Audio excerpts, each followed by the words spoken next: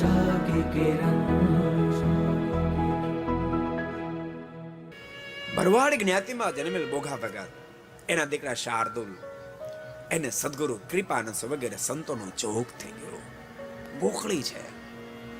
સદગુરુ કૃપાનંદ સ્વામી વગેરે સંતોનો જોગ થતાની સાથે ભગવાન શ્રી હરિનું સ્વરૂપ ઓળખાયું. કેટલા બધા જગતમાંથી વિરક્ત થયા હશે.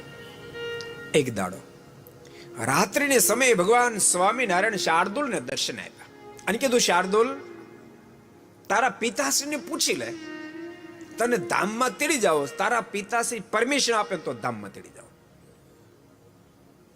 શાર્દુલ એને પિતાને પૂછ્યા વિના કહી દીધું કે મહારાજ, મને ભરોસો છે મારા પિતાશ્રી ના નહીં કહે. ના, પણ તેમ છતાં પૂછ ને.